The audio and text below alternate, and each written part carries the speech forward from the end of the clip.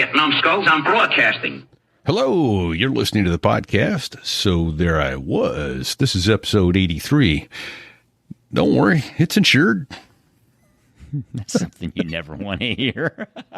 Right? Don't worry, Especially it's on your insured. first damn solo in a helicopter. Right? There's more than one boy. thing wrong when you finish that sentence like that. I mean, come on, we're talking about a helicopter. Oh my Right? gosh! Exactly. And so this is with Chucker. Now you're going to hear in the show triple, but we were wrong.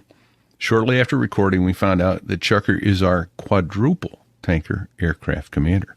God bless you, sir. First Yeah. and only, and there's something wrong with him, and I'm glad it did. Very humbling, and there's no. I'm glad words. there's something wrong with him, but I know, yeah. right? Thank you, Chucker. I just don't know how to. I mean, I'm at a loss for words, and that's not very common. Yeah. Now, and this is a man, I mean, you can tell there's something wrong with him because this is a man who took 24, 25 years to get from his first lesson to his private ticket. If there was a gold, Chucker, if there was a gold medal for distance between your first flight and your check ride, you'd win, brother. Hands down. Now, I know there's a lot of circumstances that you covered in the interview, but you're the gold medal winner. Oh, shit. Excuse me, Fig, my cough is acting up. I know. Oh my gosh, I did another great core workout. Listened to some of his stories, but he's got a passion for aviation. It's very obvious, And that's what this is about. So people who think you have to be a military pilot or you even have to be in the military to be on, you don't. You have to love aviation. And that's not to say, though, and we tried to address it a little bit last night, this man has served. He has served his country, he has served his state, and he's served the people well. So thank you for what you do, Chucker. Yeah, we'll keep that. True statement. We talk about it a little bit in the show, but don't need to advertise that and make a big deal. He's a solid citizen who helps He's make very the world humble, a better very place. humble about it too. Yeah. And as a matter of fact, if you didn't pull it out of him, he wouldn't talk about it. I don't think. Right. Told us he wanted to fly helos from the time he was a little kid. That, again, tells us there's something wrong with the man. Yeah, there's just one small disconnect there. Repeat, and I don't understand that. Now, there's a lot of helicopter pilots out there that will take exception to that statement, and you know what I say? Fight's on. Let's go. Yeah, good luck, because that shit terrifies me. I know. I don't want anything to do with that. God bless you guys that do. Right. We've got a couple pictures I'll put into the podcast itself. So if you listen to the show on Downcast or Apple Podcasts, that sort of thing, you'll see the pictures change with chapters, and I'll get these in there. But the first one that we'll have a picture on the story with, I believe, is Make-A-Wish. It's his friend, Make-A-Wish. Make-A-Wish. His call sign, they gave this guy a call sign, Make-A-Wish, all one word.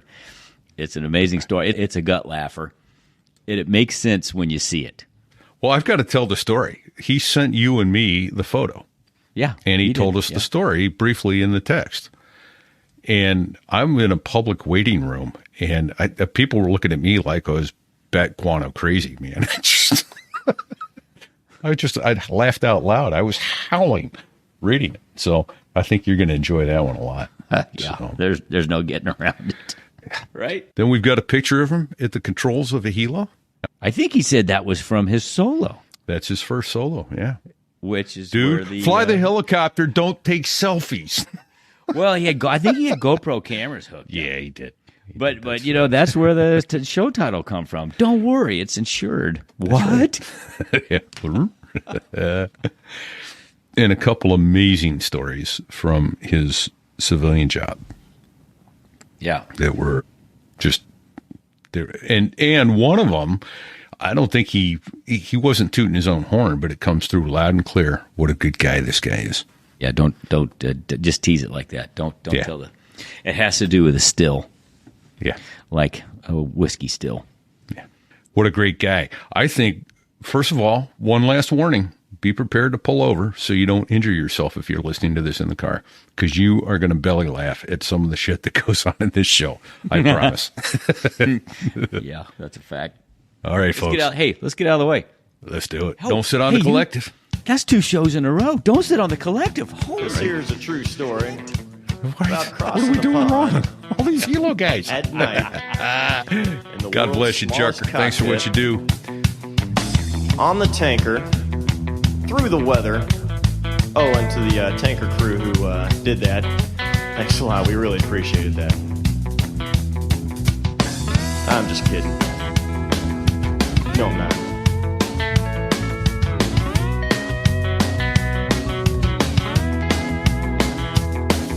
Well, there I was, crossing the pond, and you could see that I wasn't exactly fond.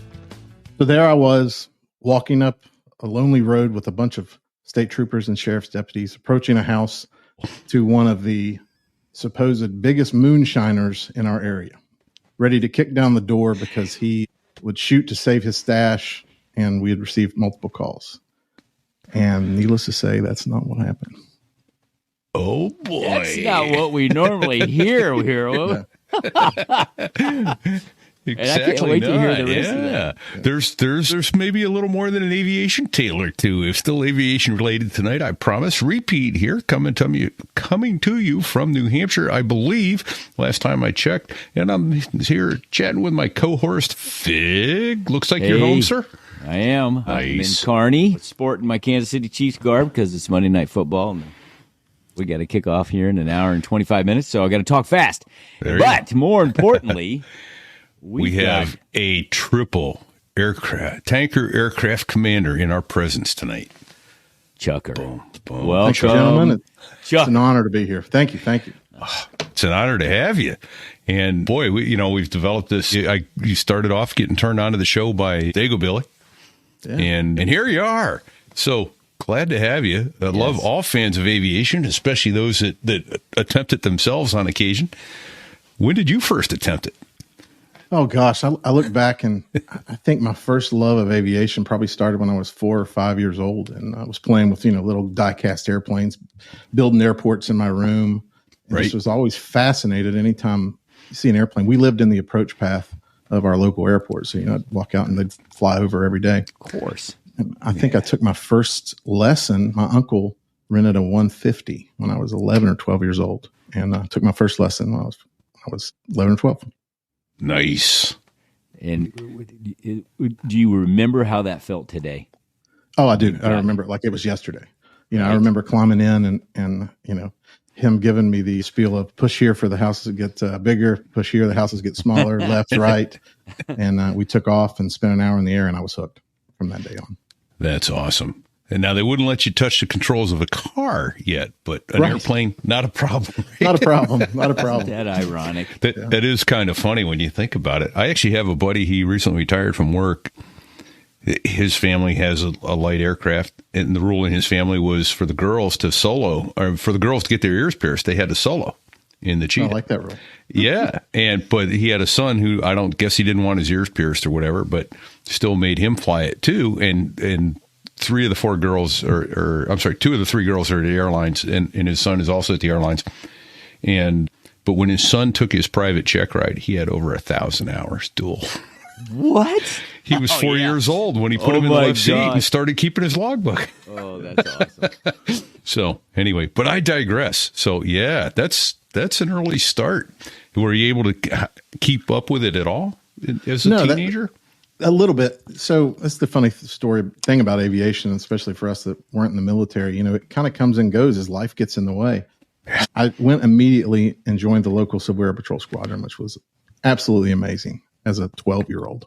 And the things that I learned there and progressed through and really dove into my love of military aviation, civil aviation, and thought that was the path that I was going to go.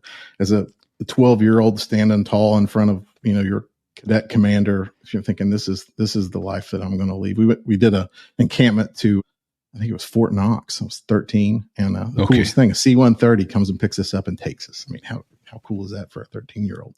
Right. And then, so we had a week of boot camp. I think I called home like 3 or 4 times, like, please, can I come home? This ain't for me.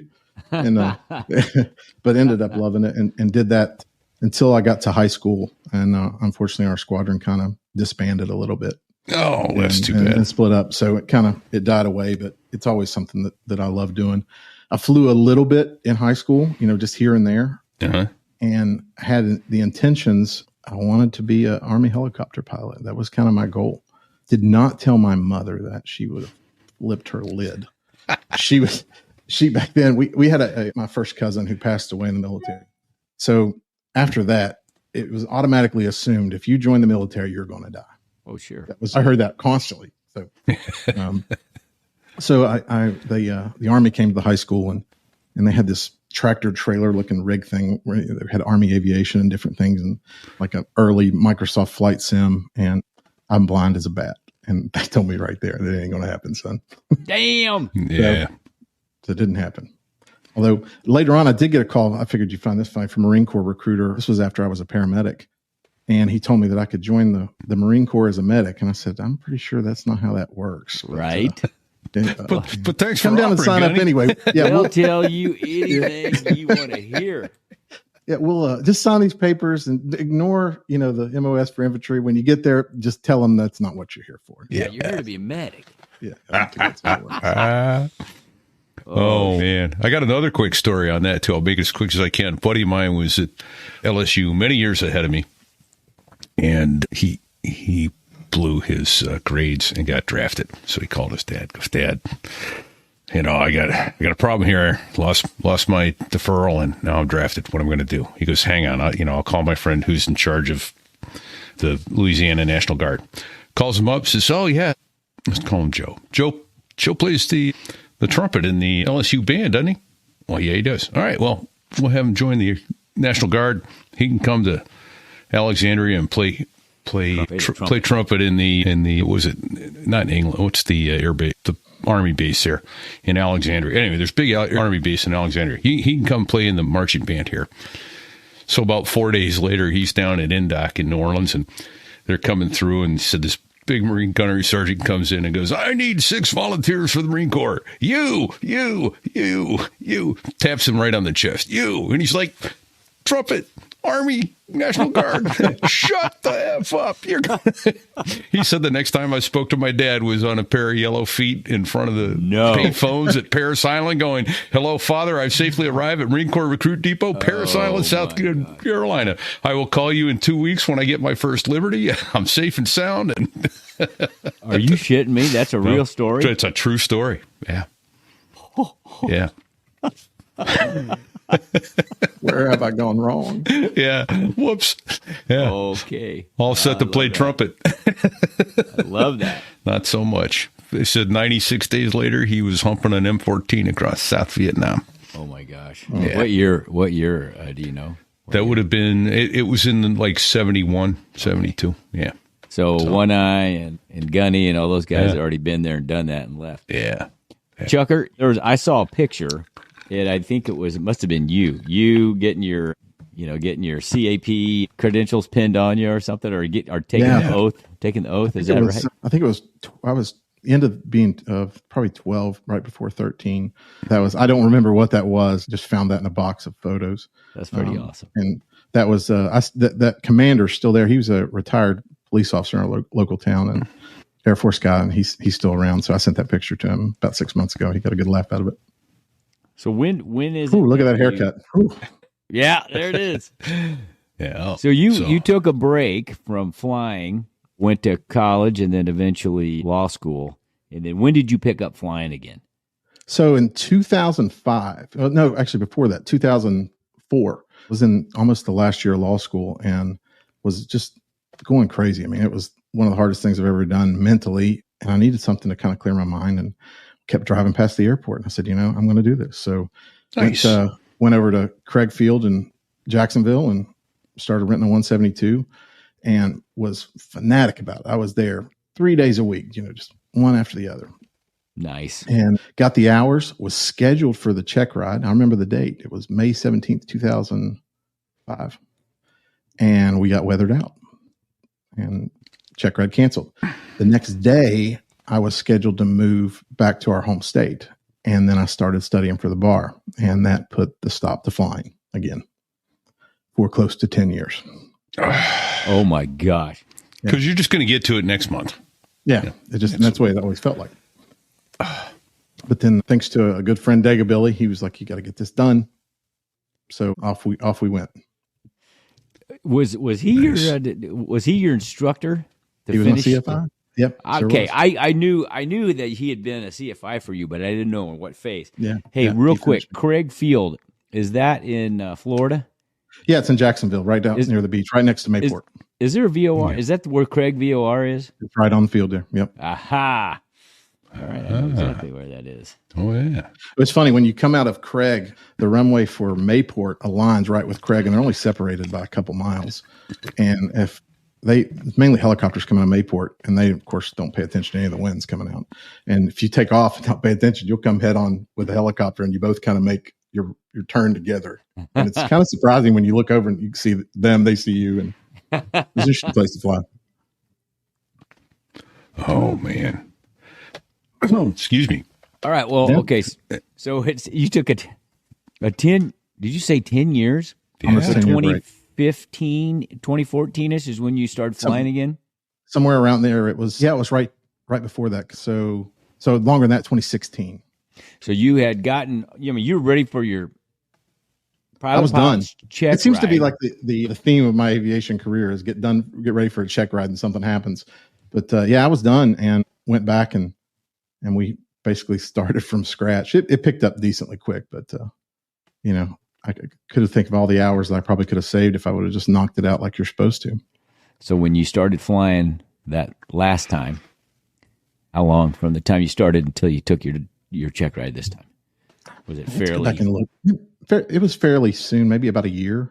It wasn't every week like it should have been. My schedule at that point, I was running for election as judge that year, so I was a little busy doing that. And then Daga Billy was full timing it with the majors, so you guys know how those schedules are. So when we would get aligned, we would do it until finally he got me soloed, and then I was kind of off on my own and prepping. So repeat. This is kind of a first for So There I Was. Yeah. I mean, I know Gunny Sachs was lawyer, right, after the Marine Corps. Right. But I don't think he ever served as a judge. Do you? No, and I don't think Deuce did either. He was Coast Guard lawyer. So, sir, I think you're our first judge. Judge Aviator. All right, Mind your well P's done. and Q's. Yeah. Here The comes only the reason I judge. really Here wanted the comes the job was judge. so I could just wear a black robe and I didn't have to get dressed up for work every day. That was really the bonus. Nobody knows what I'm wearing. Fig, do not ask him.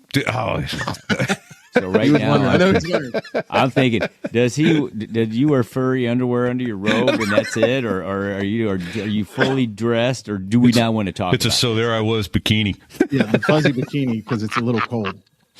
Very nice, very nice. So let's see. Oh dear God. Did you get instrument rated, and how many ratings do you have?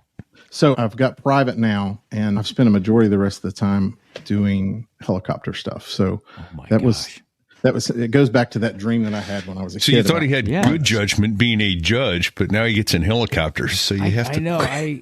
So I want to know, what is it exactly that you were so drawn to helicopters for? I mean, first of all, God bless you, because I know you own a helicopter. I know you fly the shit out of it. I'm scared to death of helicopters. I had one bad experience in one. I actually flew one for about 30 seconds once in college, and I knew I was way beyond my skill level. So why? Something about the fact that you can land wherever you want, you can go wherever you want. You're not subject to having that runway. The ability just to float in space. It's an amazing feeling that you guys, I mean, you felt it without the ability to auto rotate. So I think that you kind of understand that same feeling. Oh, I get it. I mean, if your big engine quits, you got options. I do get that part of it. Yeah, we had the ability to eject. Yeah. Get away from that look damn down thing. between my feet and go, that's where I'm going right there. Yeesh. And going back before I was a lawyer, I went through paramedic school and really enjoyed doing that. And the love of aviation kind of meshed with that because we had helicopters in EMS. That was kind of the high echelon of being a paramedic. You go from, ground paramedic to the dream of being a flight paramedic or working with a flight program. So I was always around helicopters, even before law school, after law school. Matter of fact, my first job after law school was with a aviation company doing EMS as one of their regional managers and their general counsel, which was a dream job. I mean, I got to go to work every day and play around helicopters, still work with the people that I knew and loved, and get to play lawyer a little bit on the side. So That's an early picture. Yeah. Yeah. So you were an EMT and a lawyer at the same time. Mm-hmm. Yep. Okay. And you did. So did you? Were you did you fly as an EMT in the helicopter? I did a little. A majority of my role was in management. Okay. Because when I came out right out of law school, they put me in charge of all the I's and O's and paperwork and all the fun stuff. But I hopped on whenever I could. Okay. Hopefully in the left front seats where I really wanted to ride. I didn't care about the back. So this morning, Fig, you saw it, and I saw it shortly after you. He sent us a picture. I want you to tell the story. He sent us a picture, and I've got to tell you, they were ready to haul me away. I was in a waiting room at a veterinarian's office, and people thought I was special. So please tell the story. This is great. I should preface this with I did get his permission to tell this story. Right. Because the last thing I wanted was him, because he listens to the show and he's probably listening now. And I didn't want him. And I will put it. I will put it in the audio. I'll put this picture in with the audio show. Yeah. But if you're watching on YouTube or Facebook or Rumble, I have the picture up now that we're about to talk about. So the company I work for, they had a competitor, and we were always, at each other's throat business wise. And in the photo, you see 3 different flight suits. And yes. 3 of the flight suits were one company, a red one with my buddy Jason, and the green and the darker blue, and the lighter blue was the competition. Okay. Well, we get a phone call one day that nobody in business likes to hear. We're getting acquired by our competition. Well, everybody knows what that means. Like, somebody's going to go home. Right. So I get word from the head shed to get a picture of all the flight crews together, and we're going to put out this calendar type picture showing that we're all one big happy team, one big happy family, no more competition. So we called around and had a flight crew member from each base that was working go take this picture. And I didn't even see the picture. Fast forward, get a call from an ER nurse manager, I believe she was, just really wanting to thank us for what we did for the community and for the kids and, and all of the people that loved helicopters. And I'm not following, like, what are you talking about? It's just like, it's so nice that you gave those special kids flight suits to wear, and they took that picture, and we're just like, what? Oh, and so naturally that spawned, a lot of laughs and funny things. So if you can see the picture online, you see, these 3 young ladies in flight suits looking like good flight nurses. And then there's our buddy Jason in the middle. Jason in the middle, looking like he's in heaven, and he's got a little that special shit-eating grin on his face. You don't know why. Is he happy? Is he? Did somebody put something up his tickling with a feather all of a sudden? Yeah. Well, what just happened there? Oh my! So naturally, we were, they called him Make a Wish, like it was his last wish on earth was to be between those 3 nurses, and to this day, that was 2007 or 8 maybe, and I still die laughing when I look at that picture. So, Make a Wish. What a great call I think sign. Peed himself when he first saw that. Oh yeah, he knows Jason. Jason's a pilot as well, so that is hilarious. Yeah. Okay. Yeah, because that's what you said. That you said he got the call from the hospital. He's not a special kid. He's a hell of a medic and a great pilot and a big fan of the show. So he just happens to look that way in that picture. There you go. So Make a Wish. We're glad you're listening. I guess if it had been any of us, we'd probably be sitting there like, yeah, sure, absolutely. I mean, the nurses were kind of hot, right? Yeah. Little smoke shows there. Yeah, here they're all around me. I was waiting on the call from the head shed to be like, could you not have sent another, girl that looked just like them? But yeah, there we go. But it was he's special.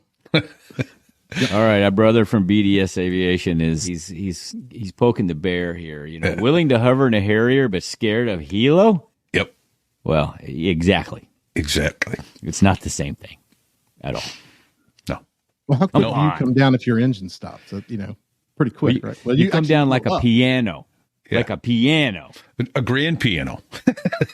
So we the object is you don't spend a lot of time in the hover if you don't have to. You come in, you hover, you point the thing in the wind, you land. Unless you're at an air show doing a demo or something. But otherwise, you hover for, I don't know, a few seconds and then you land. That's the first time I saw a Harrier was Civil Air Patrol. They had an air show at our local airport. Harrier and a F-18 or F-14 rather was there. Okay. So, loud. Loud. Yes, they are loud. What? What do you say, Fig? I think he said they're loud. Oh man. Well, it's I got loud. the tinnitus to prove it. The air coming out of the puffer ducts for the reaction controls is going supersonic. So it makes noise. It's impressive. I saw the one at Oshkosh a couple years ago. The guy that privately owns one. That's amazing. I can't imagine what his bills are. Chaos. We had chaos on the chaos. show. As a matter of fact, he said he tried. When we saw him at the reunion, he was trying to sell us the Harriers. He's got two. He's got enough for three. Well, he's got three, but enough for one with all the parts. And said, what's it cost to buy 3 Harriers? So he says, well, I'll give the whole thing to you, the whole package for $10 million. What? What? But I was going to write him a check that night. I just didn't have my checkbook. So I didn't either. We were going to we had Chaos on, and he was absolutely a riot. However, I think he turned us on to Sugar. Well, he's trying to sell it, didn't he? He's trying to see, he's got a deal to sell it, and the guy that wants to buy it doesn't want to fly it. And he says, well, Fig, you could go fly it for him. And I'm like, no, absolutely not. That thing looks dangerous. I complain about my annual on a Cessna or the helicopter. I can't imagine what the maintenance costs are. Well, I think that's considered experimental now, right? So, how do they really have to do annual on a? I don't know how that works. I don't know. I wouldn't be crawling in it unless it's inspection or something, similar to that. But is the Panther the one aircraft you're building, Chucker? Is that experimental? It is. It is. It's experimental. So it's basically, if you think of an RV, it's a 1-seat RV, a really neat little airplane. Aerobatic qualities and. It looked. I saw the picture that you sent, and it looked. Before I did any reading, I thought it was an RV. Yeah, it looks very similar, but it's RV improved, as I like to tell the guy the friend of mine. Okay, hey, so chat about that. What does it take to build your own airplane? How do you get started? Well, for me, it takes knowing people that know how to build, because that's not my specialty. But you can build your own from anything. But a majority of the guys do it from a kit. And, if you build more than 51% of it, you can register it as an experimental amateur built, and you can do your own condition inspections and kind of take care of things yourself. A lot of people that think experimental, they hear that and they think, oh my gosh, it's dangerous. We have options in the experimental world for avionics that are half the cost with double the capabilities that you can put in a 172. Right. So I initially thought that when I first heard it, and I was like, oh, experimental, I don't know about this. And when I finally learned what it was, it's really an area that I think is keeping general aviation alive. The air park that where a majority of the flyers I know are, and Jungle, he has a hangar right next to us here. Most of those guys fly RVs or Panthers and have a great time doing it. Most of them are retired naval aviators, and majority of them, it's funny, they go up in their Panthers and RVs and dogfight on Saturdays, compete for beer. And they've got a hangar called the Dreamland Squadron right up the runway here, where it's painted like a carrier. You walk in, it's got a ready room. Their scores are up, and great group of guys. Shit. So my question is, how do they score it? Is it the same as when active duty? Last one to the chalkboard loses? I would probably say so. Yeah, I don't think there's much honesty going on there. And by the time they start to get through the beer, I'm sure the score changes 3 or 4 times. Oh, sure. Well, that's pretty awesome, and that's that keeps you young for real. It is a great group of guys. They do flyovers for veterans funerals and things where they couldn't get an active duty aircraft to do it. They'll go take care of it. So it's really neat to see them carried on. Yeah, I actually had a buddy, went to his funeral about 18 months ago, and they had RV, is it 8? That's the tandem seating? 4.5? Yes. RV8, yeah. So they had RV8s do a vision flyover, a missing man. It was really nice. It's like, damn. The nice thing about the RVs and the Panthers, for guys like me who didn't have the ability to do what you guys did, it kind of lets us live out our childhood fantasy of being that fighter pilot, or being the military guy when we didn't have the chance to do it. Yeah. So you're flying formation a good bit of the time? I have not. When you can? Okay. I've done it a few times. I've done some photos, but as soon as the Panther's done, that's the next thing I'm going to do. I think I'm going to take one of the aerobatic courses over at Patty Wagstaff. It's not too far from here. They do aerobatics and to get started on that. But most of the guys down here, like I was actually out right before the show. One of the guys, callsign's jet pilot, he was up in his Panther and he took off, and saw him start doing some slow aerobatics and rolling around and just having a blast. There you go. Yeah. Sal on episode 80 about 3 weeks ago did that. So he was, he really enjoyed it. But I think we named the show "You Can't Make Me Sick," right? That's right. It was the Patty Wagstaff school. It's like, you're going to need some Dramamine. You're going to need the patch. You're going to need the bags. You can't make me sick, Sorry. The only aerobatics I've done, I did some in a Stearman, which was a blast. But I mean, it's 1G the entire time. That thing is so slow and lumbering. I mean, it's a blast. But you just don't all over the sky. And I mean, talk about a fun airplane. I think it burns more oil than it does gas, but right. Fill the oil and check the gas. Oh man. So we talked about it briefly. I'm looking for the picture now. I'll upload it while you start chatting about it. I'd like to hear about your check ride airplane. Best check ride in the ugliest airplane, says the DPE. So first of all, that's an acronym. I don't know that we've covered. DPE, that's Delta Papa Echo. What is that, Chucker? That is the designated pilot examiner. So that is the gentleman that has been blessed by the FAA to determine that you're safe enough to go up and attempt to kill yourself on your own or with somebody. So he takes the place of the FAA examiner on a lot of things. So, and we've got one in our local area, and Colonel Peters he was a C-130 commander for years, the 130th, and he's the guy. I mean, everybody takes his check rides from him. So I showed up, and the first airplane I owned was a 1956 172. It wasn't even a 172A. It was just a 172. And this thing, it had so many layers of paint on it over the years, and no one stripped any of them off. I mean, it probably had an extra 200 pounds of weight. You bet. And the last paint job that it had, I've always been a sucker for yellow airplanes. And the paint job it had was yellow. The problem was the previous guy had gone to his local Home Depot and got some yellow latex paint and some rollers. About 48 cans of beer and his buddies, and they rolled the paint on because he was going to go to Alaska and wanted it yellow. You can imagine how that lasted. So pieces are peeling off, after I get it. And of course, I picked it up right before airplanes went stupid crazy. Oh, there's the picture. Gorgeous airplane. And so it starts, everybody at the airport starts peeling little pieces off one at a time until finally it just kind of starts looking like that. As we're getting them. But I'm ready for my check ride. And of course, paint doesn't fly. It doesn't matter. The airplane doesn't care what color it is. I'm going to get this done. So I go take the check ride, and Colonel Peters, we come back, and, I'm nervous. He just kind of looks at you. And I'm like, here we go.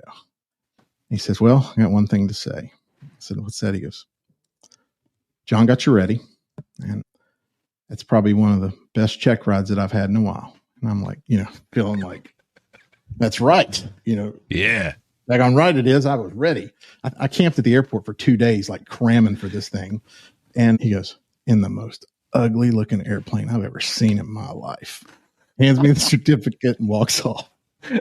And I just got to stand there like, all right. Okay. That just Dude just insulted my airplane. Yeah. It was fun. Right after that, I was at another airport, and there's I think it was a Falcon, and it's painted like a Corvette, and it's Brad Paisley's Falcon, and he's from our hometown. Yeah. And his mother had passed away sometime during that weekend, so he was in town. And I'm lined up right behind him, and I got to pass him first and get right behind him at the hold short to depart. And I can see people like looking out the window, and I'm like, I'm going to be a country song. They're like, only in this state. What the hell is that? Yeah. Oh, that's awesome. And for that same flight, I told the tower, I said, yellow 172, I'm ready to taxi. And he came back and said, yellow-ish 172. You're ready to taxi. Oh, man. Here's a good bird. That's well, mechanically good. It just looked bad. And that's looked bad. Yeah, That's mechanically good. Had the Johnson bar flaps. It's like thrown on barn doors when you want it. It's a great airplane to fly. 1956. Yep. Upgraded it to a brand spanking new 1971 model with better paint. There you go.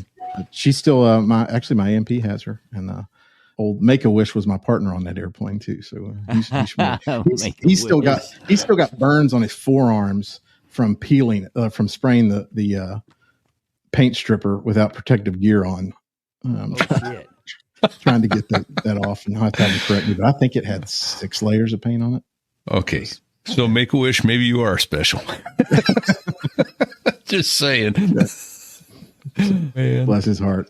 How many airplanes have you owned, Chucker? Or aircraft, I guess I should say, since I know you have a helicopter. Well, my wife's listening, so 1. Okay. Just kidding. Okay. So I've had 2 172s. I had a Zenith CH-750 Stol, which was a fun airplane, but it's like a flying brick. I mean, you pull the power on it, it's might as well be a helicopter. It comes straight down. Yeah. Started with the helicopter, got it off of my helicopter instructor, and then I'm partnered on the Panther here in Florida. Okay. Nice. So there's a story. Okay. There's a story. I'm looking in the show notes. Your Hilo Solo story. So you I was scared to death. I get scared every time I get in a helicopter. I mean, it's it's a good fear. It's a good fear. That's exactly how I feel, and I don't get in them. Yeah, and it's not a good fear for us. One of the times I went to take off and the trim motor stuck just a little bit, and you have a trim motor stick in your 172, and you're like, okay, I'll figure this out in a second. Well, trim motor stuck, and I felt the cyclic just kind of stick.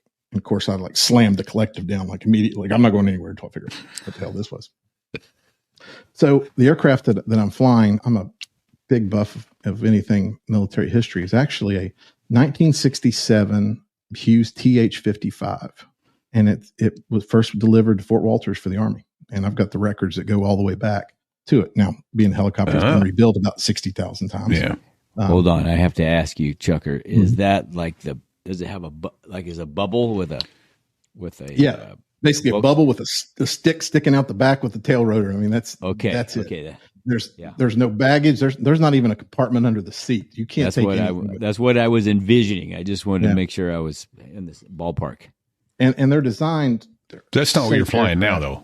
That's it. That's the one. Okay. All right. That I ended up buying. Pull that up. Okay. They're excellent aircraft. I mean, you can kind of see you got a whole bubble there, and basically your tail rotor just comes straight out of the back. Of course, being built by the military contractors by the lowest bid possible. I think the transmission is like a Dana 44 rear end out of a truck, and the tail rotor. It's nicknamed the Mattel Messerschmitt because the tail rotor contractor was Mattel Toys. So that was the original manufacturer of the tail rotor, Mattel. But it's very forgiving for a helicopter. It doesn't have hydraulics. It's all manual. So, when you sit there and think about these guys that, showed up at 19, 20 years old, hopping in these things, and they get 20 hours. Next thing you know, they're going to a Huey. Then the next thing you know, they're in Vietnam. Wow. And I just joined a Facebook group with TH-55s, and all of those guys are like, please put that serial number up. I want to see if I flew it. So these old guys are looking through their logbooks to see if they flew it. And it's an amazing story. Who built that, Chucker? Who's the manufacturer of a TH-55? Hughes. Okay. Mm-hmm. Yeah. Hughes, then Schweitzer. So sometimes you'll see a Schweitzer 300, and then Sikorsky bought them back in 2011, and that lasted for a week, and they dumped it, and they're starting to make them again. And it's fun. There's not much difference, from the ones they make now to those. They run on a Lycoming IO 360.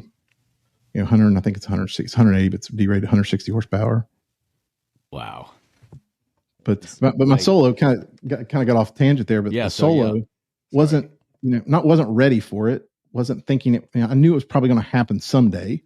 And my instructor, Joe, who's taught probably every helicopter pilot within the state, he's that guy. I think he's 13,000 hours of time. Retired from EMS, retired flying Hueys. He switched from the Marine Corps to Army Aviation because they wouldn't let him fly in the Marine Corps. So he said he still has a chip on his shoulder about that. But So he takes me to the end of the numbers and says, well, pick it up and hover up. And I want you to straddle right in the middle of that 6, right there in the runway 6. Okay. I'm not thinking. I pick it up, sat down. I'm like, I did that pretty good. Didn't tilt it over. We're not laying on our side. He said, all right, slide it left. Did that. Slide it right. And he starts adjusting his seatbelts. And, I've been through this before in planes. I should have seen it coming. Yeah. And he just undoes his belts and looks at me and goes, screw it. I'm going to walk back. Meet me at the fuel pumps. And I'm like, excuse me? What? How do you what? And so he's tucking the seatbelts in, and I've got a GoPro going, and my face is like this. And he says, no, seriously, you're ready. Go ahead. I'll meet you back. And I asked like 2 stupid questions. I can't remember what the first one was. And I said, is it going to fly different without you in it? And he goes, well, hell yeah, it's going to fly different without me in it. What do you think? And I'm like, okay. And then he turns around and I'm starting to spin the RPMs back up. And he goes, don't worry, it's insured. And just takes off walking. I'm sitting there. I'm like, he ain't coming back. I'm like, I'm going to take this thing over. That's a show title there, baby. I'm writing it down. I'm writing it down. Yes. And I was scared, but the moment I pulled the collective up and I was airborne, I was really scared. Like, all right, now you got to land. And went around. But what could possibly go wrong? That's where the photo actually that I sent you guys of the helicopter. That's from the solo. Oh, solo okay. Day. It was put that back up. I loved it. Loved it. So how many hours in the helo do you have now? So I'm right about 40, close to maybe 38, 40. Back to the check ride, my nemesis. I was scheduled for a check ride with the helicopter now 3 times. Was ready last winter and couldn't get it scheduled. We don't have very many helicopter DPEs around. Closest one is Cincinnati, and that's a pretty good haul. Oh my gosh! Yeah. That so goes you're still trying to get it. You're still trying to get it done. Yeah, I need to get it scheduled done. Second thing that happened was the tack goes out. So we're doing our prep, and I noticed the needles start splitting, and that's a bad thing in a helicopter. You want that RPM and that rotor needle to stay together. So we took the tack out, and being a 1967 model, it's not like you can just call up Aircraft Spruce and they'll send you another one. So we sent it back, overhauled. That took about a month and a half. So come back and like airplane, you got to shake the rust off, although it's just like twice as much. As soon as you start flying again, it's like, oh my God, did my feet work? Do I remember how to use the pedals? What the hell's going on? And I'm worn out just thinking about this. Yeah. That's a lot of work. That's a lot of work. You're both hands and your feet all the time. Oh yeah. I bet it was, I listened to like thinking about me flying it. And then I listened to Sticks talking about like going 50 feet off the water in the cloud, right. And I can't imagine. You just like doing. I can't imagine doing that. And at night in the weather, I'm like clear blue and 22, no wind. I'm like, okay, I'll go fly it today. And was set again, and ended up having to have surgery this summer, and that knocked out the entire summer of flying. Of course it did. And finally got cleared, and now I'm just knocking the rust off again, and just finding that DP to do it. So do you get I seem to recall when I was doing civil flying, I basically had a sign off as long as I stayed within 25 or 50 miles. I think it was 25 miles of the airport. Yeah. So I could fly around. Which with the helicopter, I had to get used to, look, the airplane flying, I'd go look outside and the ceilings were 1,000 and it's a little windy. You're like, oh, I'm not flying today. Well, majority of our stuff for training is right there 10 feet off the ground in the grass, so you can really go fly that thing a lot of other times. And it really handles wind better than what I thought as a fixed wing guy. You get turbulence and wind, and it really, you don't feel it. Well, you can put your nose into the wind all the time too. Mm-hmm. That's the other beauty of it, I guess. But it's like, how do you do a crosswind landing in a helicopter? You don't have to. Then you'll be able to do cool stuff, help out with search and rescue and all kinds of stuff, looking for lost kids and stuff, give back to the community. But all right. My first day, it's kind of a sad story, but it was really eye-opening on what can happen in helicopters and just in aviation in general. I listened to you guys talk about, your lost comrades and lost friends, and you guys experience it a lot. In civil, we do, but we don't get affected by it as much as you guys do. I've lost one friend in a helicopter accident, actually 98 Fox. That's one of the last remaining 206 or Huey B models and UH-1Bs. So my very first lesson was at the airport where this aircraft was based. And I show up about an hour and a half early, excited that I'm finally going to, take the controls of a helicopter, what I've been wanting to do. And they're doing a veterans fly day where they were flying anybody that wanted to go fly in this Huey. And they had different people that would come in nationwide and fly it who had experience in Huey. And so I took a flight in it right before I was supposed to take my first lesson with Joe, my instructor. So we go take a flight and go around the pattern. And the guy that's flying it, he's a vet. Of course, they got a guy in the left seat who's checked out on the aircraft, but the guy on the right's flying it. And just the hair on the back of my neck said, maybe I shouldn't be doing this. I shouldn't be in this today. Boy. And on the end of our runway, there's about a 700-foot gorge, and comes back up. And on the top end, there's an old coal mine that they flattened out. And the C-130 group uses that as a drop zone and off-field landing sites. They've got 2 runways cut into the hillside, and they do drops and practice things there all day long. So I credit those guys with getting me off that aircraft, because they came in and they announced on CTAF that they're going to do a drop there. So we landed, and the guy that was in charge of putting you on said, you can stay on if you want to go again. I said, no, I'm good. I appreciate it. So I get off the aircraft, go meet Joe in pre-flight. And we take off, they take off. And as we're going, we're probably in the air 5 minutes. And we hear them on CTAF from the FBO yell at us, say, hey, can you reach the Huey? They're not answering. And I'm like, that's not a good sign. No, that's not good at all. And so Joe took over the radio, and I took the cyclic and did a 180-degree turn. And as we turn around, we see smoke coming up the valley, and still under NTSB investigation on what's going on. My gut is the hit wires. The area where you're flying is held together by mountains and power wires everywhere. And they lost 6 people on that crash. But that was my first helicopter lesson. And my wife is a flight nurse, so I'm flying back, and of course, like an idiot, I leave my phone in the truck because we're flying open doors. I'm like, I don't want my phone to fall out. Right. So she gets a call that there's been a helicopter crash. So, of course, she knows I'm out, and she knows Huey's out. Nobody knows which one it is. So she's blowing up my phone. My friends are blowing up my phone. We come back towards the airport because we figure out there's nothing we can do. I mean, we're circling, but there's no place that we can land. It's evident that there's nothing we can do. Yeah. And, of course, then I fly over, and I see her aircraft gone. I'm like, wait, was that a green tail or was that a blue tail? Because her aircraft's blue. So we land, and, of course, we have a cool down period in the 260 or the TH-55. It's about 3-4 minutes, and there's no rotor brake. So, all these people are standing waiting for us to give a report on what we've seen. And that was the longest 3.5 minutes, as that rotor's just, oh yeah. It must've seemed like an eternity waiting for that thing to spin down. Yeah. Oh, but I got asked how many times that day, does this change your mind about doing this? Nope. I was like, I don't think the helicopter killed him. No. There's that. So, real quick, you mentioned the term CTAF. That's CTAF. That's the Common Traffic Advisory Frequency. And that's for airports with no control towers. That's how you get in and out of them. You talk to each other. Tell everybody. Redneck control tower. There you go. Well, even at airports that have control towers, when they close at night and there's nobody in the tower, it's back need to a CTAF. right? Yeah. Or if you're like Las Vegas during COVID, didn't they go to CTAF one day? I heard a story about that. I can't confirm that, but I think it's a great story. Even if they did. Yeah. Nothing more dangerous than Aero 9 pilots trying to use CTAF, I think. I could be wrong. It is. It's kind of ugly. Speaking of ugly and controllers, I was in Vegas last month, just going in and out, and the ground controller that was working when we were taxiing out went ballistic on the air. Oh boy, I'm not that's going to not say good. what he said, but we looked at each other in the cockpit like, did we just hear that? Did he just say that on the radio? Oh, whoops.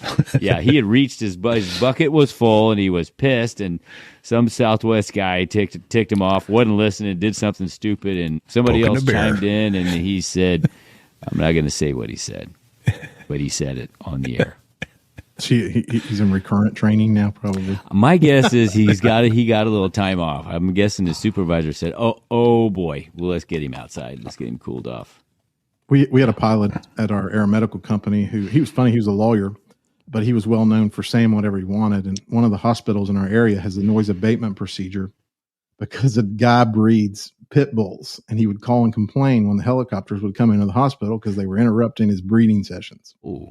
So it was years gone on. I mean, had been probably 4 or 5 years this had gone on, and he's coming in, and a good friend of mine was the nurse on that day, and the local medical control center, which is kind of like air traffic control for medical helicopters. So they're talking to ATC, but on the medical side, they have a whole control center where they're relaying to the hospitals and making sure all the pads are clear that they're coming in. Keyed up and said, helicopter number 2, I won't say the company, but, mind the noise abatement procedures. And this tirade comes out, and it was like, these mother effing dogs, I don't give a blah, blah, blah, blah, blah. And the nurse said, I thought he was saying it on the interphone. On the intercom. Yeah. And he said, and then I saw the light go out on the dash, and he was like, I think you were hot mic, man. And he goes, I know I was. Keys it up and does it again. Repeats it. And, he got a little time off for that one. Yeah. Oh, man. Sometimes it's on purpose, sometimes inadvertent. Yeah. But I guess you get to that point, but he didn't care about those dogs. Yeah. Yeah, okay. Clearly. Oh, Well, man. Yeah, I get it. So, funny call sign meetup with With stab. Stab. So have you Which guys picture is it? Stab was a call neighbor. sign? Yeah, there was a funny story. I read it. I was just scrolling through social media one day, and it came up, and this naval aviator had written a story about how he got his call sign. And I'll see if I can find the link. I'll send it to you guys afterwards. Okay. And basically, he had drank too much coffee and had eaten way too much midnight rats or whatever on the boat. Okay. And he's coming in, and he gets the bubble guts. So he comes back, and he shits himself twice and bolters. Oh no! So he came to the story goes on. He comes to the Shits twice and bolters. and, Stab. and so his name's changed right there. It's written on the board. And I thought that was the funniest story ever. And I was at Oshkosh. Of course, there's 100,000 people there. And the F-35 demo team on the Navy side was there. And there was probably 20 or 30 guys gathered around the airplane. And like, as my eyes go across there, I see the guy that says stab. And I was like, no way. So one of his buddies was standing there. I said, hey, is that the guy? He goes, yep, that's him. Hey, he knows your story about you shitting your pants. And he's just like, So stab, STAB, stands for shits twice and bolters. and bolters. Yeah. But that's the beauty of Oshkosh, man. You run into so many different things that you can, people you see, but you never expect to read a story 6 months later, something like that. No, that's a divine intervention. You were supposed to meet that dude. Yeah. Oh, man, great. We ended up talking like 10, 15 minutes. Great dude. That's great. Did you guys ever do Oshkosh? I still haven't. I've tried to this last year. I couldn't. My airplane was still down. A couple times before that, I was going to go in, and then a friend of mine, in fact, a friend who has the kids, he made solo before they get their ears pierced. He goes, "Don't bring your airplane. The duty thunderstorm's going to come up. It's going to blow a tent into your airplane, and you'll be down until you get it fixed." I went, okay. So I was going to drive out there, but as you know, I mean, even renting somebody's camper is high demand. So you have to probably time to plan it is now. It really is. Yeah. We're 2 years out. Sun and Fun is majority of the guys from the air park down here at Haller and Jungles where he lives, or has his hangar. We all go to Sun and Fun every year and camp together, and it's the most fun. The show's great, but the evening time of guitar playing and storytelling, and just sitting and listening to these guys. Fig, that's April, isn't it? Or Chucker, April. Yeah, it's April. Where is that usually? Is it held in the same place every time? Yeah, it's at Linder Lakeland Regional. So Fig, you and I are going to bid the time off. We're going to do Sun and Fun this year. You bring your Debonair. I'll bring the Tiger. Should do a show there with all those guys. Yeah, that would be a hoot. When is the date for that? Well, let me look it up while we're chatting. I think it's in April. It's in April. Yeah. It's always around the same time in April. Yeah. Right. Yeah, and I know a bunch of Grummins go, so Yeah, and sun and fun's great. In the evening time, you can hop on a golf cart, run around the flight line. Everybody's just having a great time, relaxed. Beer tents everywhere, airplanes. I mean, you can't beat it. That sounds horrible. Yeah, it's the worst time ever. Well, I have vacation. I have vacation in April. So do I, actually. Now that you mention it, we're in. Yeah. April 9th through the 14th, 2024. Okay. 9 through 14. You get the second week. It seems like anybody, it's your job, especially in aviation. You get a little burned out, and you're like, or in anything else you're doing. But man, you go to these shows, and it just like makes you reinvigorated to go. You're ready to do a new rating. You're ready to do, anything in the world. Just walking around everybody else and especially seeing some of these vintage planes. They're just phenomenal. Yeah. So traveling's kind of a busman's holiday for us. But that being said, traveling in my own airplane is not. I still enjoy doing that. So I generally travel by Airstream now when I'm not there. There you go. Avoid all airports. Isn't that odd? Yeah. What are the odds? Hey, you bring your Airstream, man. I'll come down and stay with you. Yeah, I haven't flown to Oshkosh yet because I want to, but the thought of camping under the wing all week. No. I like to glamp. I need the air conditioning and the Wi-Fi and have your kitchen there. It's the Airstream. Yeah. It's like everywhere I go, I got the Lodge of Four Seasons with me and all my stuff. Yeah. So I like glamping myself, but my wife's only in Camp Hyatt and Camp Hilton, Camp Marriott. Those aren't bad. Not bad either. I have to ask you kind of a philosophical aviation question, Chucker. What is it about flying that gives you the most pleasure? What aspect? And freedom. Okay. There you go. One word. Boom. Expand on that at all? I mean, I get it, but for non-flyers, how? The ability to go wherever you want, within reason, obviously, but you drive down, you get in your car, even a sports car, and you drive down the road, and you're limited to that road. It's going to make a left turn. It's going to make a left turn. It's going to make a right turn. It's going to make a right turn. A lot of the times when I take off, I don't know where I'm going. I may stay in the pattern. I mean, well, neither do we, but that's we don't want to talk about that. Oh, I totally get it. And I think that's the thing that just amazes me about aviation is that, it's the unknown. And that's what does it for me. When I'm stressed out, even at work, it's, we talk about helicopters, scaring you in airplanes. That's where I go to relax. It's just me up there. I've taken people flying, but it's not necessarily my favorite thing to do. I like just being up there. I think, I think a lot of aviators probably hopefully feel that same way. Oh, do I totally do. Absolutely. Just as soon as I get off of the ground, everything slows down. Even if I'm doing, 325 knots in a climb, it still slows down, and I can look down, and everything seems neat and orderly, as opposed to the third tornado. It is, total chaos. As soon as you leave the ground, it's in order. It's nice.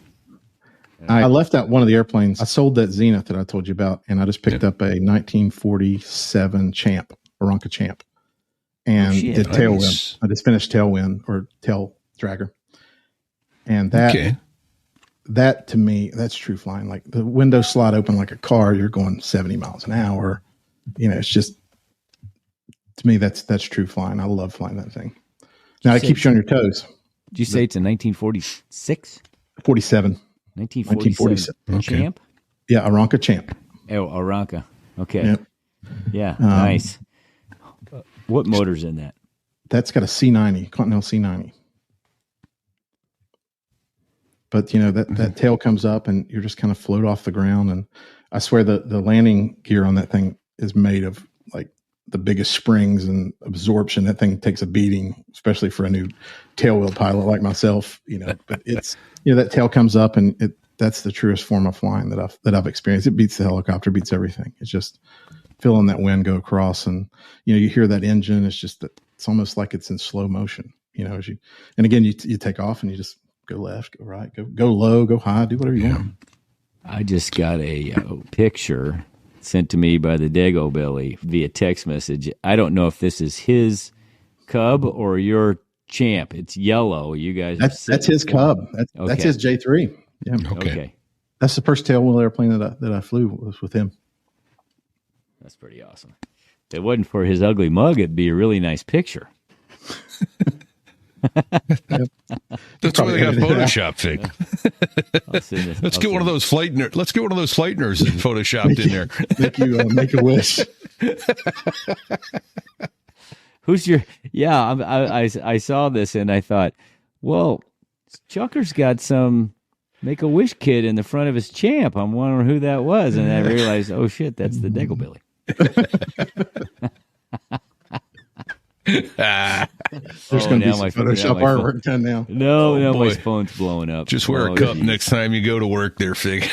Yeah, I know. I'm going to keep my head on a swivel. Dear God, too funny. I know what I'd like to get back to. We opened the show with a house raid. Oh my gosh! Yeah. Oh yeah. So before I was a judge, I was a prosecuting attorney, which is like a district attorney in some states, but in ours we call it a prosecuting attorney. And I got assigned to the U.S. Marshals Task Force as a deputy U.S. Marshal. And in the Marshal Service, it's still back to the old Raylan Givens days. You know, they swear in whoever they want for the task force. You know, as long as you're in some law enforcement capacity, and they, here's your badge, here's your gun. You know, you're now part of the team. Oh boy! And we were working, if I remember correctly, on a group of felony warrants that night. And the law enforcement agency that we were with, they were founded, it's a state agency, on basically being revenuers. That was their thing. You know, they busted moonshiners back in the day. Well, they had come from their in-service where all of the state troopers get together and go over what's new for the year. And their colonel at this particular in-service had harped on the history of the state police. And, we were busting moonshiners and we were revenuers, and that's where we came from on horseback. I mean, got these guys all jacked up. So that night, a call comes in to their dispatch center calling about a complaint and giving the house address of this house that was making hundreds of gallons of illegal moonshine daily. Wow. And not a small operation at all. Not a small operation. So these guys are all like, no, we're shutting it down. We're going to shut it down. And the guy says, when here's the house, here's the evidence. He gave a sworn statement. And he said, this guy is armed and there's several of them in there. Be careful when you go in, he's liable to open fire. And here's where the house is. So we're sitting there and we plan this raid and get the search warrants. And there's the little moonshine still. I've got that up on got the still up on the video. we did recreate that picture to kind of look like a bunch of revenuers from the 30s. Hence the poses. And so we park, half a mile up the road, and we're walking in, and this guy could really shoot. I mean, everybody be on your toes. And we're, they're starting to use hand signals like we're, in downtown Baghdad in the middle of the Iraq War. So we go to the door, boom, boom, boom, knock, state police, open up, search warrant. The door opens, and are you guys familiar with Popcorn Sutton? No. So if you Google the guy Popcorn Sutton, he was one of the moonshine guys. About 95 years old, long white beard, like corncob pipe, right? Just if you can picture, type in old school moonshiner, right? Okay, that's what he looks like. I'm with you. And he says, "I know why you boys are here. It's in the barn." So, of course, now we're like, well, obviously this isn't exactly what we thought. So we go out to his barn, and sure enough, he's got his still set up, and he's got bread dough wrapped around the cracks in the pipes, and that gives it the flavor that goes into it. It's evident that this guy is not doing hundreds of gallons a day. We've been set up. Yeah. So I called my boss, who was the chief prosecutor. And I said, "Hey, we're on this." That's about what that guy looked like. Yeah. And I said, "There's no way we should prosecute this guy. This shouldn't happen." Right. And so one of the troopers is over there interviewing him, and I hear him ask him, he's like, "All right, well, how many gallons a week do you do?" And then the next thing he's like, "Well, how long do you let your mash sit?" What do He's you getting the flavor with? recipe. I was like, are you getting your damn recipe? Or are you interrogating me? What are you doing? So he comes over, and the old guy does, and he says, man, I hate that you guys are going to have to probably take my still. And I'm about to tell him that we're not going to do anything, And that's when their phone rings, and they had already called their colonel to let him know this was going on, who had then called the press. So they had set up the whole thing, they'd set up the whole thing that they were going to do it. So we told them we're going to we'll seize his still, and then we'll evaluate it and present it to a grand jury if we no intention of doing it. Right. And so the old guy says, that was my great grandfather's still. And I'm like, oh, good God, you're 95. Well, this thing's got to go back to like 1800, Right. And I said, and something just in my head, I went, is that the only one you got? And he gets this like shit-eating grin on his face. And he goes, well, I got parts of another. And he said, I said, you can build another still, a small one? He went, I'll drive it to wherever you need me to. He throws that in the back of his truck. We take it down to the headquarters, get the picture, send it off, cut him loose, left him alone after that. Oh, that's great. He brought his own still.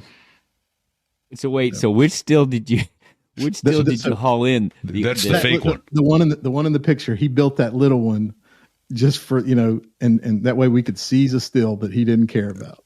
Oh, that's nice. And he got to keep Grandpappy still. So the best part of that story, when we figured out who called it in, the guy told us, we're talking to him. We said, well, competition. Sir, who would have called you in? He's better. He said, I know who called me in. I said, well, who was it? He said, that's my brother. I said, your brother? Yeah. He's just mad that I'm dating his girlfriend now. So brother, 82 years old, girlfriend was her late 70s, upper 80s, and they were sharing her, and that's what it all started. Yep. Okay.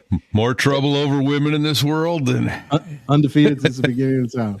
Oh my God. The eternal story. Listen, just so I got it straight, the picture with the still, that's still in the picture. That's not the one that was his granddaddy's. That was the one that he put that together in about 3 minutes out of the barn, just grabbing pieces, put it in his truck, and drove it to the headquarters building. Parts is parts. Set it up. Yep. Oh, that's great. That way, there was a photo. Of course, it went to the head shed at the state. They get a photo of a still that's seized. Local state police raid moonshiner, still seized. Story at 11. Nothing ever happened. Of course. Parts is parts. Well, you're a good. You know what? You are a good man. Good man, Chucker. Yeah. We knew that already. We gave the one guy who set this all up a hard time. Like, what are you doing? This guy probably could have been your source for the best moonshine in the world. And, Right. Now we're going to go rate him. Tell me you got a taste, Chucker. Yeah, I did. That was, I think I about went blind. It wasn't great. But I kept a jar of that in my office for years after that. Just sit on the shelf. Too funny. Great uncle. Let's talk about. There's a story there. Yeah.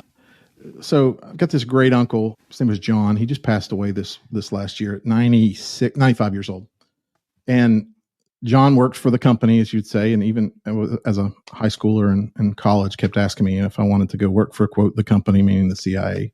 He could make that happen. And what he did, he didn't really obviously talk about it a lot. I knew that he had worked overseas. He worked in Asia. Finally, years later, after he retires, gets into his story because part of it was put in a book. He was the CIA, I guess, contact or head over the Black Cat Squadron, which was the U-2 program that the Taiwanese pilots flew. So they took the U-2s over to Taiwan to fly over mainland China. Obviously, we didn't want American pilots in it, so they recruited Taiwanese ROC pilots, and he was their contact for the agency and ran the program for years. Ends up retiring and did a couple other things, worked as a courier, and that's John right there. Actually, that's his Black Cat Squadron jacket that they presented him when he left. Okay.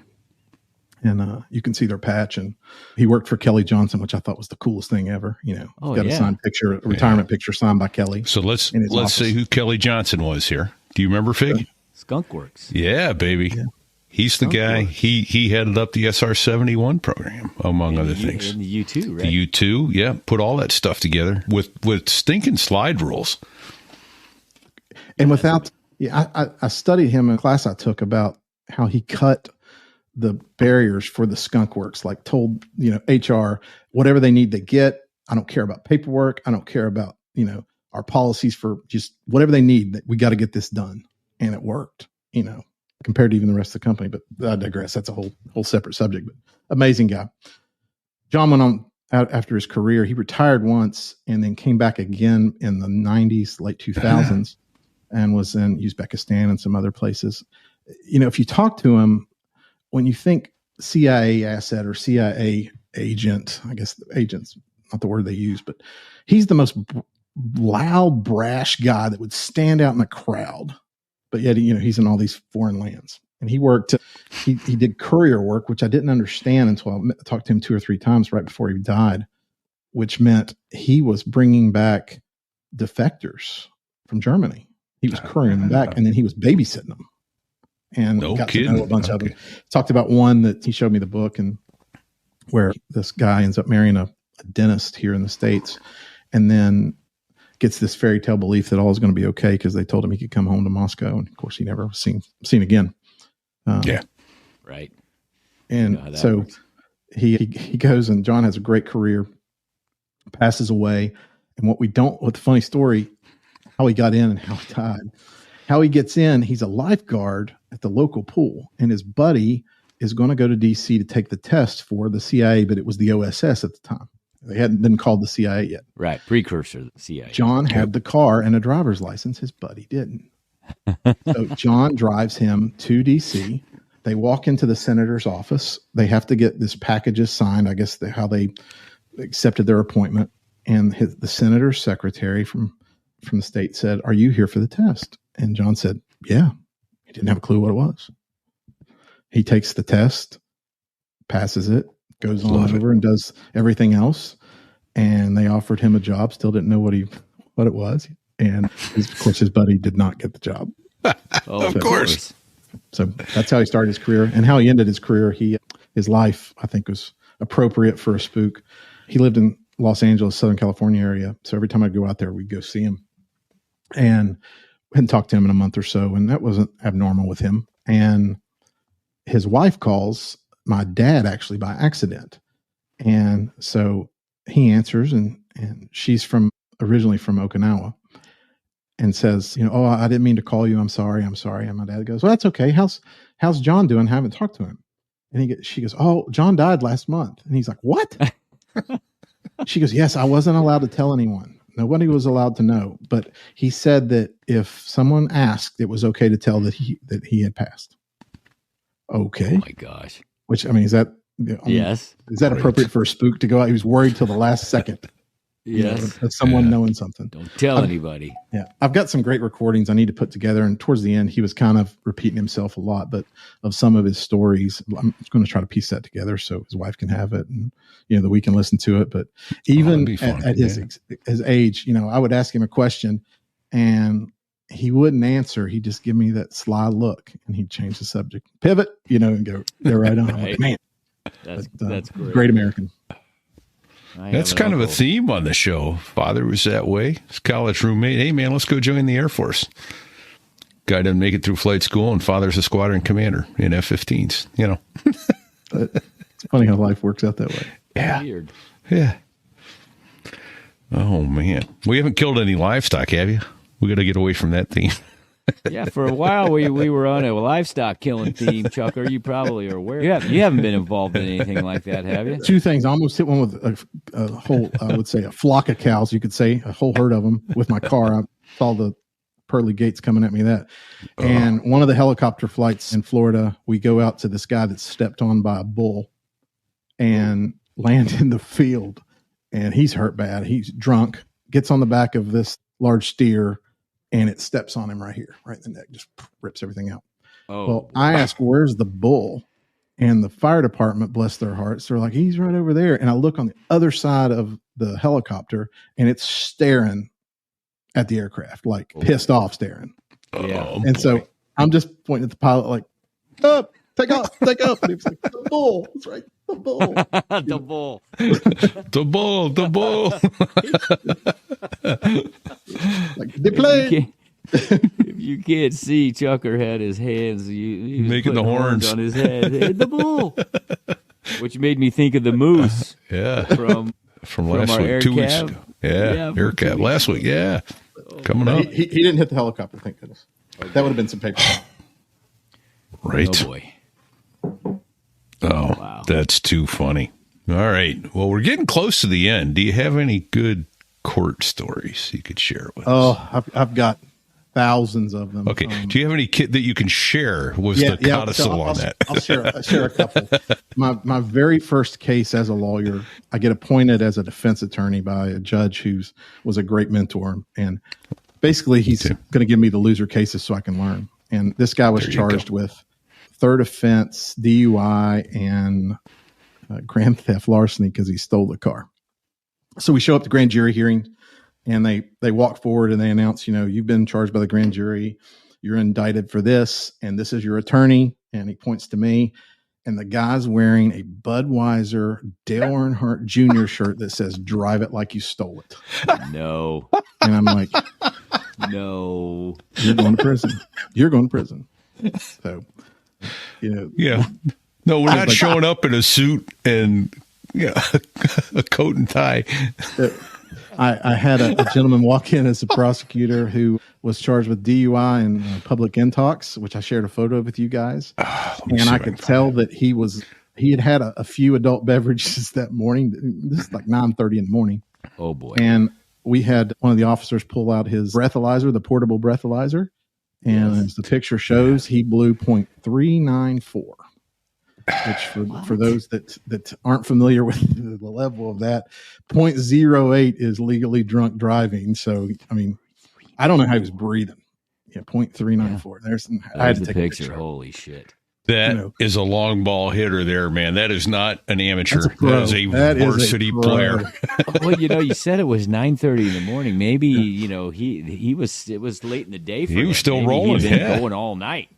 The judge came unglued and said, I'm going to continue your hearing. You better come back here not drunk in 3 days. And he walked in and he blew 000 the next time. And of course he looked like death warmed over. He was gray. Probably had DTs, ashen. Yeah, right. Guarantee he was cracking a bottle as soon as he walked out. So just, that was mind blowing, As far as from my current occupation, I'm in the family division, so a lot of outrageous things, a lot of sad things that will just make you wonder why people do what they do, and then just a lot of stupidity.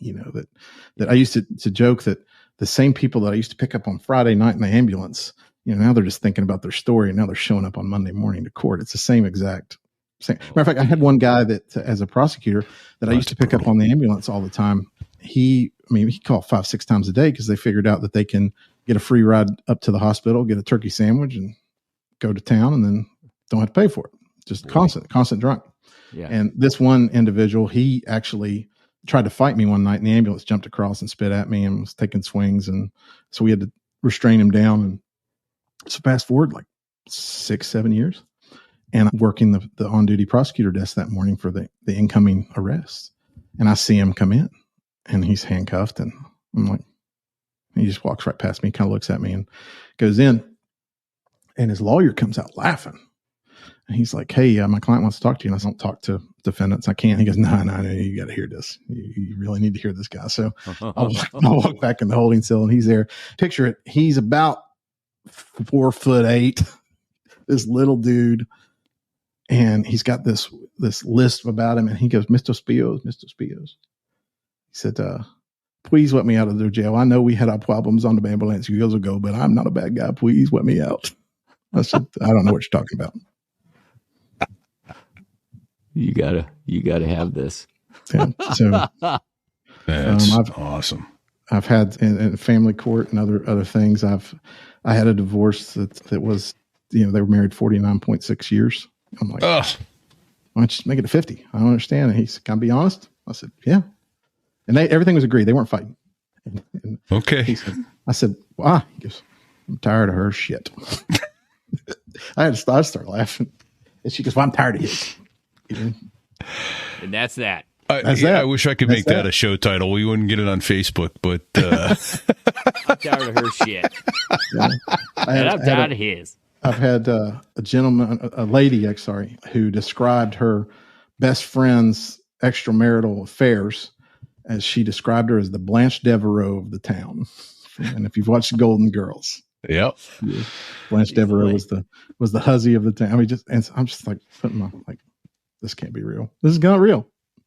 But that's just crazy. That's just crazy. That's shit, fantastic stuff. Yeah, it really is. Holy smokes! Yeah.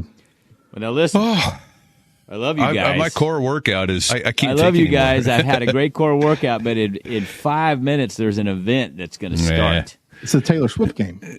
Yeah. Well, Taylor Swift's boyfriend's football team is there playing. You go. I hope he scores a home run. Boy, I do too. Oh, man. Well, we got to land this plane, but I'll tell you what, Chucker, it has been an absolute blast and an honor. And thank you, first of all, for all your support. We're humbled. Yeah. Thank you guys for people like me that didn't get to experience the dream. This is kind of the way we do it. We get to hear these stories and thank you all for your service and everyone else that gave service to this great country. We couldn't have a podcast like this without you guys doing that. We much appreciate it. You're in here telling the stories, though. So I'm telling you, it's aviation. It ain't just military. It's aviation. But indeed, thank you to you for these wonderful stories, for the time you spent serving as an EMT and as a judge. That's not doing it all for yourself. You're serving the community, and that's appreciated too. So, thank you to all our military veterans and their families and all the sacrifices they go through. And by the time you hear this and me saying Happy Thanksgiving, it's going to be over, but we're recording before Thanksgiving. So those watching live with us now, Happy Thanksgiving to all of you. Yeah. We hope you get to spend some time with your families and your loved ones and get some time to reflect on all the things you're grateful for. Yeah, happy Turkey Day, everyone. Oh, goodness. Yeah, and to you. All right. And then let's see. We need to thank Dave Hamilton over at backbeatmedia.com. Dave Hamilton. Helps us out. Gets us every time. Backbeatmedia.com. If you have a show and you want advertising, give them a shout out. See if they can help you out. We had a couple terms. I don't know if I'm sober enough to get them on the page, but we've got a glossary. So get that glossary if you want to. So there was.us/glossary. If you got terms that you didn't understand, if they're not there, shoot us an email and we'll get them up there for you. So. What about all this cool merch, Fig? Where would you go and get some of that? So there I was /merch. .us/merch. .us. Look at that. Go. There's a great example of a cocktail glass, which I need to get. Yeah. These are nice. Yeah. I'm wearing the hoodie. Love this thing. Super warm. Got great feedback on this thing. Patreon pilots, of which, Chucker, you are one. Thank you. Triple Tanker Aircraft Commander. I met a guy in Stansted. Yeah. Cale Heckerson's a Marine C-130 Aircraft Commander. He joined and said, since I am a Tanker Aircraft Commander, it's only appropriate. Thank you. Thank you, Marine. Yeah, indeed, Marine. Semper Fi. How are you going to help us out, Fig, if you don't want to give us money? How else can you help us? Share the show. Do it now. Share the show. Share the show. And give us a 5-star rating. Do it. All right. I got it. I got a bitch. Some dweeb dropped a 1-star on us, dude. Oh. No comments, no nothing. All right. You know why? Whoever you are, you can kiss my ass. You know why? Yeah, because we said there was a perfect rating. I don't know. I know, right?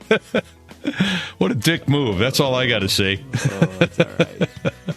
You know what? The guy's a douche. Yeah. He knows he's a douche. When he looks in the mirror, he goes, I'm such a douche. I'm such a douche, I'm going to drop a 1-star on those guys. What can I say? Right. Oh, well.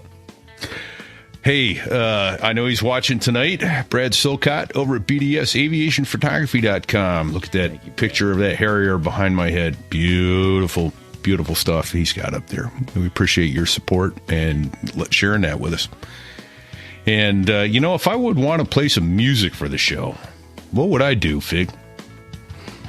I'd go to wherever you get your music and type in Dos Gringos, because they have 4 albums out, and every one of the songs is awesome. Yeah, they make the Air Force sound good. A couple F-16 pilots. Absolutely, great music, and they let us use it. They do indeed, which is awesome. Thank you, gents. That's great support as well. That's it. Until next week, in honor of our helicopter pilot who's here, Fig, any advice? Stay safe and don't sit on the collective. Don't do it. It's dangerous. Bad idea. Bad idea.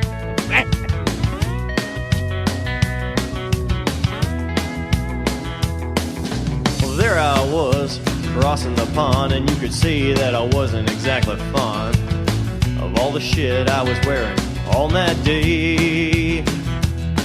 Now an F-16 is cramped enough, but it's even worse with all that stuff supposed to save your life. But we knew there was no way. 'Cause when you're going down the North Atlantic, man, it's over.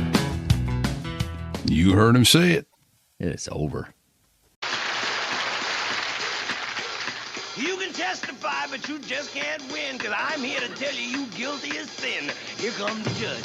Here comes the judge. Here comes the judge. See ya.